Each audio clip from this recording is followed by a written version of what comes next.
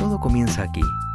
En Vivero Citrus sembramos, trasplantamos, injertamos, rustificamos y entregamos plantas que producirán una excelente cosecha. Vivero Citrus, el vivero limonero más grande del mundo, récord Guinness Mundial. El origen de una plantación exitosa.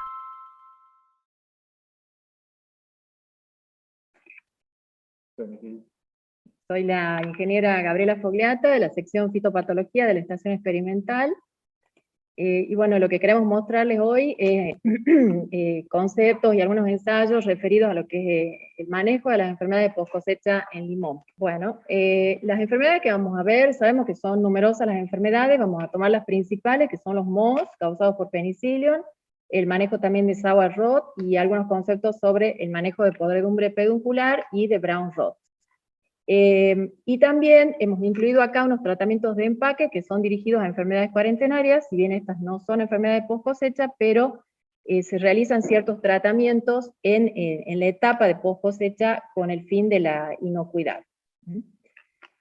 Siempre vamos a partir de lo que es digamos, el triángulo de la enfermedad, es donde vamos a tener en cuenta lo que es la presencia del patógeno, que sabemos que está en el suelo, rama seca, frutos infectados, frutos infestados, también superficie de contacto del fruto y ambiente. Siempre sabemos que para las enfermedades post cosecha, también, digamos, no solo basta la presencia del inóculo, la presencia del patógeno, sino también que el fruto esté susceptible. Todos sabemos que el fruto susceptible a las podredumbres es aquel fruto que está dañado o debilitado, y también el fruto sobremaduro. Esto en términos generales. Y lo que es muy importante para que se concrete ese triángulo de la enfermedad son las condiciones predisponentes, donde acá tenemos dos puntos clave, que uno es la condición ambiental al momento de la cosecha, es muy desfavorable la cosecha en alta humedad, y también las condiciones posteriores de almacenamiento, donde tenemos la temperatura, la humedad y sobre todo también el tiempo de almacenamiento. Bueno, para ver los conceptos de manejo, primero vamos a ver juntos lo que son las enfermedades, los mohos y Geotrichum. ¿Por qué los tomamos juntos a estas dos enfermedades? Que además del inóculo que ya hemos visto dónde está en el campo, nos interesa saber cuál es la fuente de inóculo de esa enfermedad dentro del empaque. O sea, cómo ingresa este patógeno al empaque. Y estas dos enfermedades, sour rot y los mohos, ingresan de la misma forma. En frutos que llamamos infestados. ¿Qué quiere decir esto? Que son frutos que tienen en la superficie, tienen las esporas. Son frutos que están sanos, pero que acarrean esas esporas y así se introduce al empaque. Acá lo que hicimos es analizar distintas muestras, justamente para ver eso, qué porcentaje de las muestras analizadas entraban al empaque con los distintos patógenos. En la gráfica de moho verde, bueno, nosotros representamos con las barras los porcentajes de muestra. Todo lo que está en verde significa que tenía 0 de patógenos, es decir, son muestras que entran limpias. Esto está hecho en empaques comerciales y son todas muestras de bin de campo. Cuando vemos las barras de color, ya tenemos muestras que están contaminadas superficialmente con los patógenos, y los distintos colores más oscuros es el nivel que tenía, la carga de patógenos que tenía. Como ustedes pueden ver, en el caso de moho verde, en marzo, por ejemplo, todas las muestras analizadas, esto es de varios años de estudio, no hemos detectado muestras que ingresen con penicillium, pero ya a partir de abril ya se observa que el 50% de las muestras que tomamos ya tenían la presencia, y eso va incrementando a valores superiores a 80% en el resto de los meses. Para sour rot hicimos lo mismo, en este caso sí se observa a partir de marzo, y por ahí con valores bastante altos. Fíjense en este color oscuro, más de 100 unidades formadoras de colonia nos dio al sembrar, digamos, estas muestras. Y después esto varía con los meses, pero está presente siempre, ¿no? Un poco lo que queremos mostrarles ahí es, la conclusión es que está siempre presente. Una vez que ingresa al empaque, ya el patógeno está adentro, puede haber una recontaminación, si se pudre algún fruto ya puede generar una nueva fuente de inóculo, pero a la vez todo esto va contaminando tanto el ambiente del empaque como las superficies del empaque. Entonces nosotros consideramos que es muy importante evaluar lo que es la limpieza y la desinfección. Para eso tenemos dos metodologías En realidad hay otras cosas también que se pueden evaluar, pero estas son las más comunes, que es la sedimentación en placa, en donde podemos ver la cantidad de penicillium que tenemos en el ambiente, en el aire, o sea, se refiere a las esporas que están en suspensión. Y el hisopado, que nos resulta una herramienta muy útil y que permite ver la superficie por la que pasa la fruta, toda la superficie que toca en la línea del empaque. Con eso podemos ver dos patógenos, Penicillium y Geotrichum. Como resultado de todas las muestras que uno va analizando a lo largo de los años, vemos que lo que detectamos principalmente a lo largo de toda esa línea es Penicillium digitatum, en mayor prevalencia que los otros dos Penicillium presentes que tenemos, que es el Italicum y el Ulayense. Y en cuanto a los lugares, hemos encontrado en todas las áreas y superficies del empaque, desde el volcado de la preselección hasta el final del proceso, sea en la cajonera. Los puntos críticos varían mucho entre las empresas, digamos, esto depende mucho del manejo, hay empresas que trabajan en forma muy limpia, otras empresas que no tanto, que tienen problemas de contaminación intra-empaque, pero sí vemos que tenemos dos puntos críticos, uno es el volcado de la preselección y el volcado del empaque. El volcado del empaque es importante cuando la fruta ha estado en cámara de desverdizado, porque generalmente ahí se produce algún podrido y eso después se vuelca en el empaque y contamina toda la línea, ¿no? Y otro punto crítico es el túnel de secado. En el caso del túnel de secado, yo creo que la problemática ahí es un tema de limpieza, realmente es un punto que acumula muchos patógenos, entonces eso hay que tener en cuenta. Bueno, vamos a lo que son los ensayos ya de control. Ya sabemos que la fruta entra con patógenos en superficie y por eso evaluamos los desinfectantes. Siempre que hablemos de desinfectantes, tenemos que tener en cuenta que lo que hace el desinfectante es matar, eliminar o disminuir la presencia de ese patógeno que está sobre la superficie del fruto antes de que se inicie la infección. ¿Qué es lo que hicimos acá? Nosotros hemos probado, la verdad, que más de 20 sales, desinfectantes, bioproductos que están reportados en distintos lugares, y bueno, nos hemos quedado con una lista más reducida, muchos de ellos lo hemos descartado por una baja eficacia de control, y otros que tenían muy buena eficacia, pero que no tienen por ahí posibilidades de registro, o que causan fitotoxicidad bastante severa. Bueno, el ensayo lo que hicimos fue comparar el hipoclorito de sodio, que es lo básico, digamos, estándar de laboratorio, bicarbonato, que es lo básico, y comparamos en forma separada distintos productos. Por un lado tenemos Proalium es un extracto de aliáceas, también probamos ácido peracético, 2 concentraciones de dióxido de cloro y sorbato de potasio. Yo acá grafico la eficacia de los desinfectantes para reducir las dos enfermedades, moho verde y sour rot. Y tracé una línea a los 40% de eficacia para ver cuáles son los más eficaces. Ustedes fíjense, el bicarbonato de sodio, que es una herramienta que todos usan, sigue resultando la más eficaz, como siempre les mencionamos, para controlar ambas enfermedades.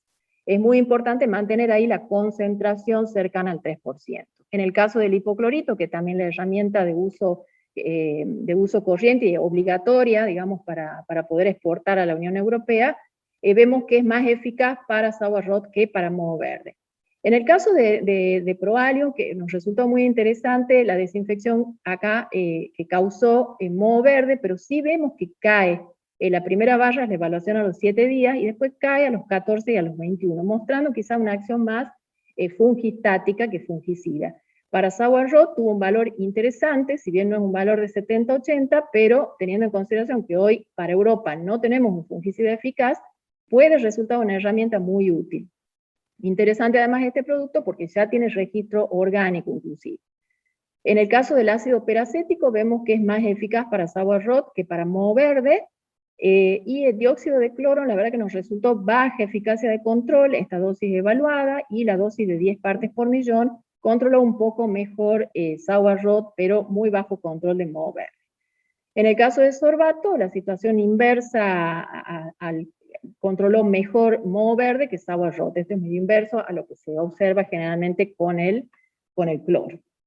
Bueno, nosotros, ¿qué es lo que ocurre generalmente? Y en toda la bibliografía menciona que cuando se hace la desinfección y las pruebas de laboratorio, o sea, con condiciones controladas de laboratorio, resultan muy eficaces, pero el problema es cuando llevamos esos desinfectantes a las condiciones reales de aplicación de los empaques. Para ello yo traigo para mostrarles 3 ensayos.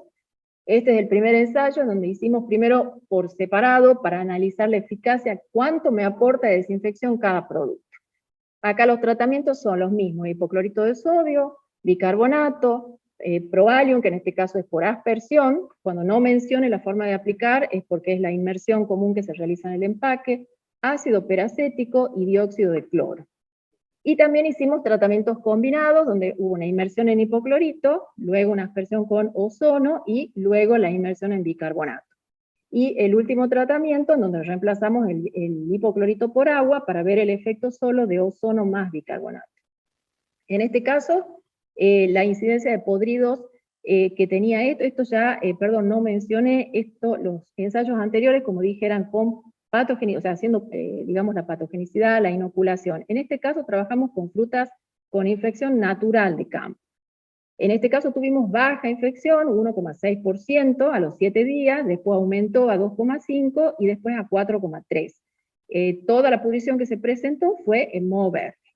¿Qué pasó con la eficacia? Fíjense a los 7, 14 y 21, hipoclorito muestra un valor un poco menor a las pruebas anteriores, bicarbonato lo supera ampliamente, el doble de eficacia que el hipoclorito. En el caso de Proalium, muy buena eficacia obtuvimos a los 7 y 14 días, igual cae a los 21, observando lo mismo que vemos en el laboratorio.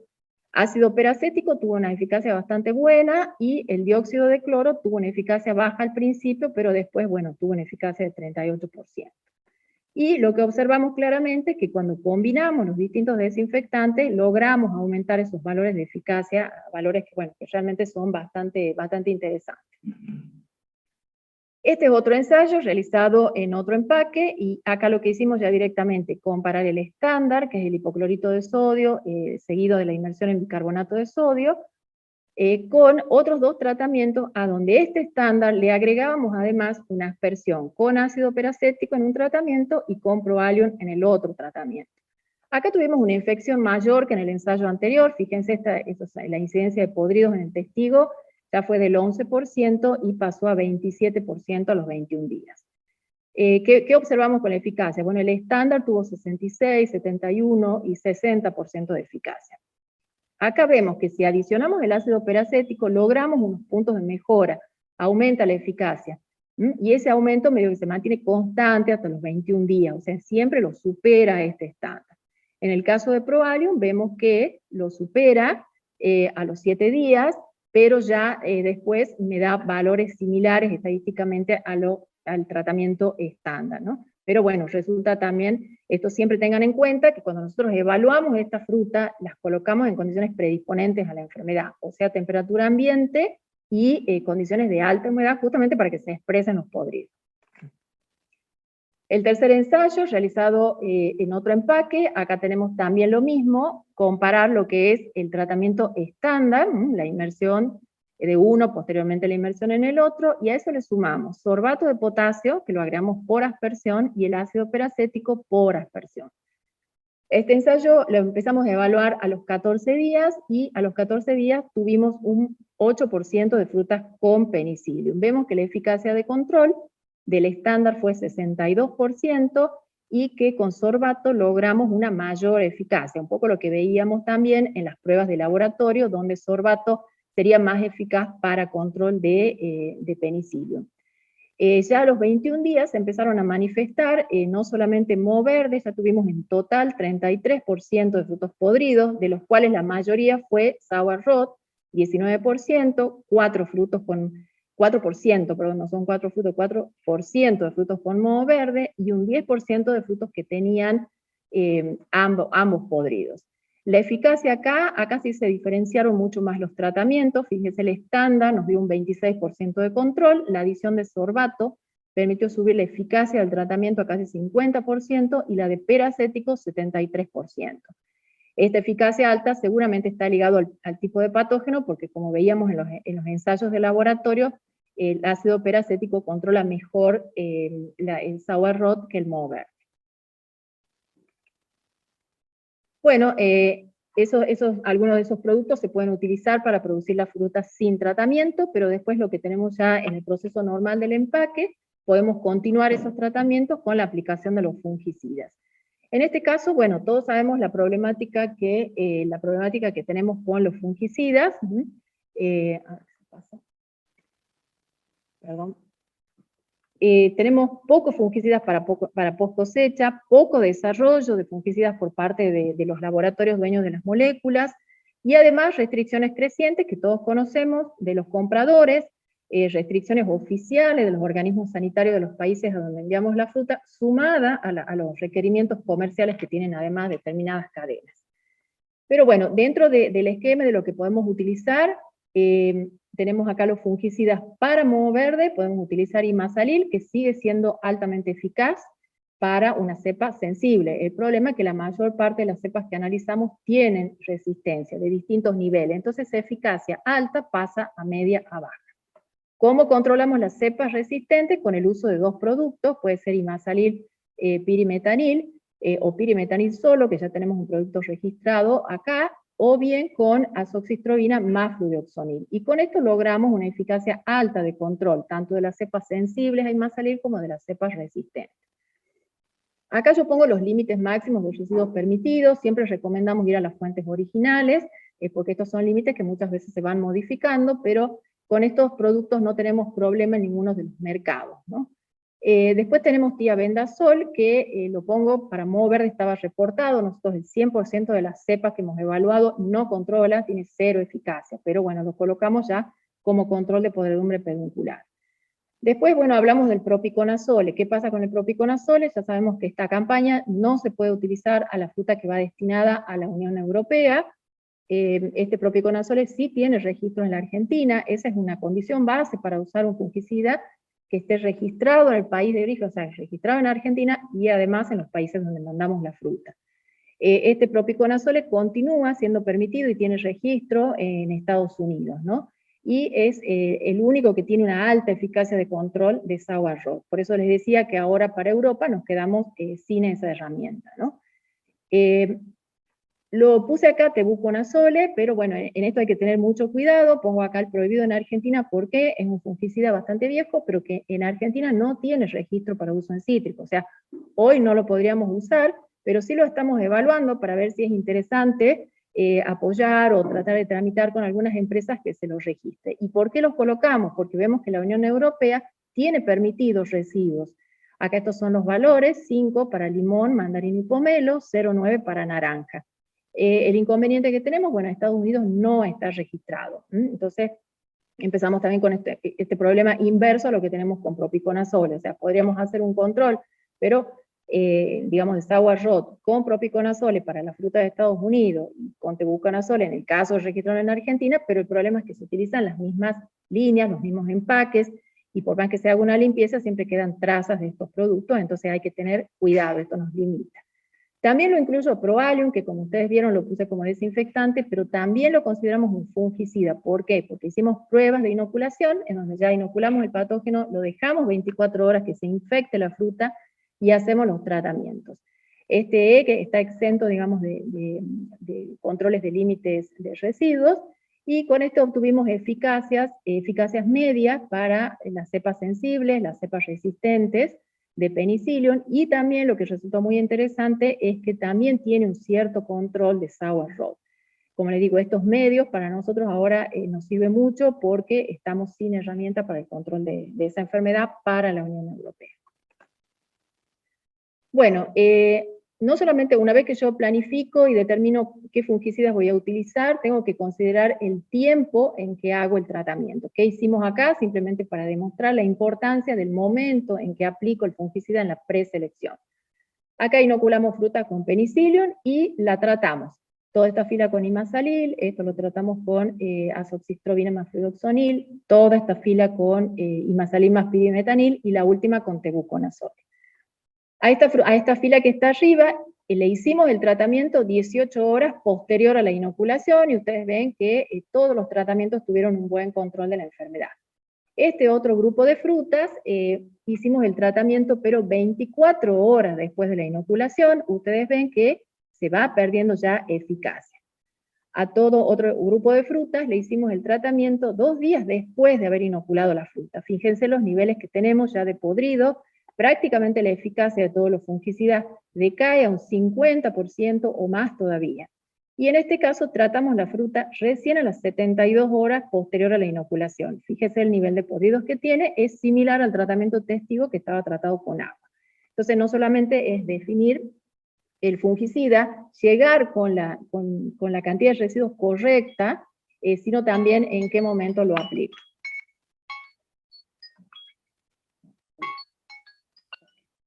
Bueno, en podredumbre peduncular, bueno, es una enfermedad que tiene ya un concepto diferente a las anteriores. Acá la infección se produce en el campo, ¿no? Esto ya lo hemos mostrado muchas veces, muy importante la edad de la planta en la incidencia, no vamos a entrar en muchos detalles, simplemente para recordarles que la incidencia de podredumbre peduncular es mucho más alta en las plantas de mayor edad, sobre todo cuando tienen la presencia de ramas secas en su interior. ¿Por qué? Por una cuestión de que el inóculo se encuentra presente en esa rama, ¿no? En este caso, en este ensayo que les voy a mostrar acá, esto sí es más nuevo. ¿Esto qué hicimos? En los ensayos que tenemos de campo, que están destinados en realidad al control, en este caso de melanosis, evaluamos si los tratamientos de campo tenían algún efecto en la incidencia de podredumbre peduncular en la post-cosecha. Fíjense acá el ensayo de arriba. Estos son plantas tratadas únicamente con cobre en toda la campaña, tienen un 8% de podredumbre peduncular. Cuando incorporamos las estrobilurinas, vemos que se reduce a 6%, 3%, 5%. Estamos viendo un efecto de disminución. Este es otro ensayo en donde también hicimos solamente cobre, tenemos un 4% de podridos. En este caso hicimos cobre, pero comenzando en vez de octubre, en noviembre. Fíjese el incremento, porque esta es una enfermedad que la infección ocurre en el momento de la floración. Y en el caso de incorporar las estrobilurinas, acá baja significativamente el nivel de podridos a 1,3%. En Famaillá hicimos otro ensayo, y acá también observamos lo mismo, un tratamiento de cobre con, en caso de fruta desverdizada, 15% de podredumbre peduncular versus casi un 4% en la fruta tratada a campo con estrobilurinas. Después esa diferencia también es muy marcada, esta que está en oscuro ya es fruta cosechada amarilla, que no pasó por el desverdizado, pero también vemos la influencia a favor de lo que es el tratamiento de campo con la estrobilurina. Bueno, estos son tratamientos que hicimos en distintas fincas, en este caso para ver la influencia de la temperatura, lo que hablaba Dardo, de una de las ventajas de bajar la temperatura. ¿Qué hicimos acá? Se realizó la cosecha de distintas fincas y se colocaron en distintas condiciones, temperatura ambiente versus 8 grados y 4 grados centígrados. Luego de 30 días de almacenamiento, observamos el nivel de podridos que tuvimos, ¿no? Fíjense cómo se marca claramente la incidencia alta de lo que es una temperatura ambiente, y tenemos en algunos casos una diferencia entre 8 grados y 4 grados. En otras fincas, por ejemplo, en esto tuvimos un 1%, pero acá sí se marca, baja de 5 a 1, en este caso de 1 a 0, 1 a 0, 7 a 0. O sea que la influencia de almacenar la fruta a 4 grados nos resultó muy favorable versus 8 grados. Después que sacamos esa fruta a los 30 días de frío, continuamos el ensayo y hacemos una evaluación 10 días posteriores, ya dejándolo a temperatura ambiente, y bueno, ahí también vemos la diferencia, pero ya digamos, no es tan marcada la diferencia entre 4 y 8, salvo en algunas fincas, ¿no? Bueno, en el caso de podredumbres pedunculares, ya he mencionado cuáles son los fungicidas que tenemos hoy. Azoxystrobina más fluoxonil, altamente eficaz. Tiabendazole tiene una eficacia media, y bueno, tebuconazole media, con el tema que no lo podemos utilizar todavía en Argentina. Bueno, en este caso hicimos un ensayo ya para ver en frutos inoculados, y ustedes pueden ver acá que también es similar la respuesta para los dos patógenos, tanto para Phomopsis citris como para el ácido diclónico. Con el momento de aplicación para podredumbre peduncular, ¿qué hicimos? Aplicamos el producto Graduate, que es azoxystrobina más fluoxonil, solamente en la preselección de un empaque, y analizamos las podredumbres, y ustedes fíjense que no tuvimos podredumbre hasta los 28 días que se evaluó.